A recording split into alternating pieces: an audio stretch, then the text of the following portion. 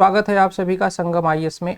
MP अतिथि शिक्षक 2026 भर्ती के संदर्भ में हम आपके साथ चर्चा करने वाले हैं।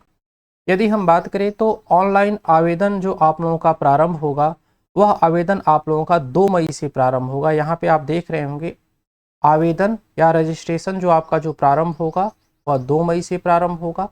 आवेदन रजिस्ट्रेशन की जो अंतिम तिथि है वह है आपकी 11 मई 2026 को आवेदन की अंतिम तिथि है।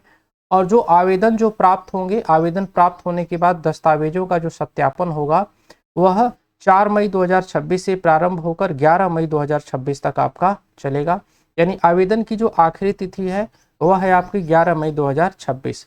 ऐसे विद्यार्थी या ऐसे कैंडिडेट जो नए हैं और अतिथि शिक्षक बनना चाहते हैं, नए अभ्यर्थियों के आवेदन रजिस्ट्रेशन की अंतिम तिथि तक क्या होगा, मान्य होगा। यानी जो अतिथि शिक्षक 1 अतिथि शिक्षक 2 के जो विद्यार्थी हैं उनको दोबारा रजिस्ट्रेशन करने की आवश्यकता नहीं है, लेकिन जो नए अतिथि शिक्षक बनने जा रहे हैं उनको दोबारा क्या करना होगा, रजिस्ट्रेशन करना होगा। उनको रजिस्ट्रेशन करना होगा और रजिस्ट्रेशन की जो आखिरी तिथि है वह 11 मई 2026 निर्धारित की गई है। आप आवेदन कहाँ पे करेंगे, तो आवेदन करने के लिए, आवेदन और रजिस्ट्रेशन करने के लिए GFMS पोर्टल 3.0 यानी इससे पहले 3.1 और 3.2 आ चुका था। आप आवेदन कहाँ करेंगे, तो gfms.educationportal3.in पे करेंगे। GFMS का मतलब क्या है, गेस्ट फैकल्टी मैनेजमेंट सिस्टम। इसी के संदर्भ में हम आपके साथ संपूर्ण जानकारी पे चर्चा करने वाले हैं। एमपी अतिथि शिक्षक भर्ती 2026 आवेदन कब से होगा, तो 2 मई से 11 मई के बीच होगा। लगभग कुल 68,500 पद हैं। आवेदन की प्रक्रिया ऑनलाइन माध्यम से, अभी आपको जो मैंने आपको ये जो पोर्टल बताया है GFMS पोर्टल 3.0 पर लिया जाएगा। सबसे पहले आपको रजिस्ट्रेशन करना होगा, उसके बाद आपको अपनी प्रोफाइल अपडेट करनी होगी, इसके बाद आपको डॉक्यूमेंट सबमिट करने होंगे और सत्यापन के बाद आपका क्या बनाया जाएगा, स्कोर कार्ड बनाया जाएगा। यदि हम इसके चयन प्रक्रिया की बात करें तो जैसे शैक्षणिक अंक, व्यावसायिक योग्यता यानी बीएड, बीटीसी जो भी आपने किया है, टेट यानी जो भी आपका स्कोर हुआ है, टेट मतलब एमपी टेट में, इन सभी को जोड़कर आपकी मेरिट क्या की जाएगी, बनाई जाएगी। आवश्यक योग्यता के संदर्भ में देखें तो एमपी वर्ग 1 उच्च माध्यमिक यानी पीजीटी के लिए आपके पास पोस्ट ग्रेजुएट यानी जिस सब्जेक्ट में आप अप्लाई कर रहे हैं उसके लिए आपके पास पोस्ट ग्रेजुएट होना चाहिए, प्लस बीएड होना चाहिए, प्लस एमपी टेट वर्ग आपका क्या होना चाहिए, पास होना चाहिए। वर्ग 2 की बात करें यानी माध्यमिक के लिए आपके पास ग्रेजुएट यानी स्नातक होना चाहिए। इसके बाद बीएड या बीएलएड में से आपने जो कुछ भी किया हो।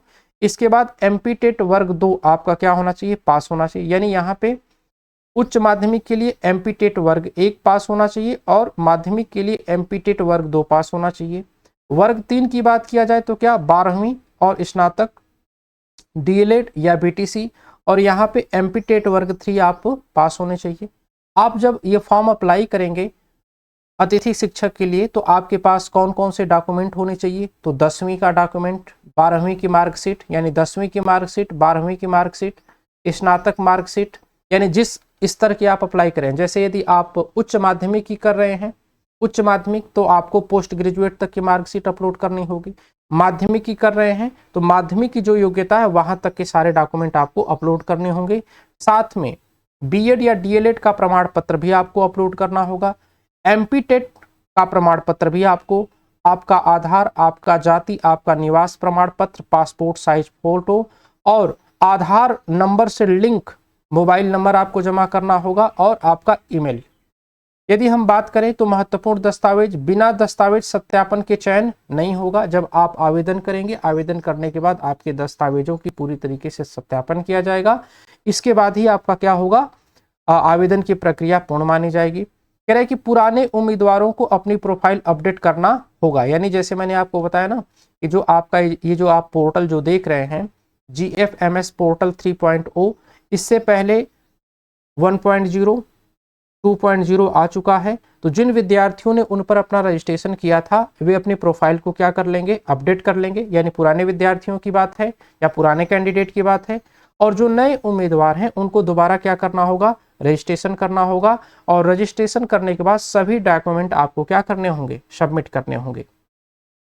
आवेदन के लिए आप इस यहाँ पे आपको मैं पीछे में बता चुका हूँ कहाँ पे आपको जाना है। रिक्तियों के संदर्भ में जानकारी प्राप्त करना चाहते हैं तो आप यहाँ पे संपूर्ण रिक्तियों को देख सकते हैं।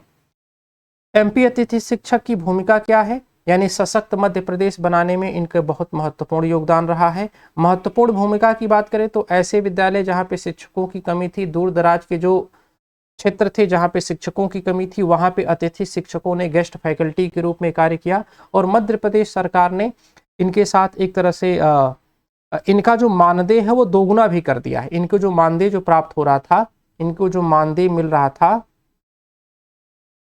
इस मानदेय को 2x कर दिया गया, यानी 2 गुना कर दिया गया है।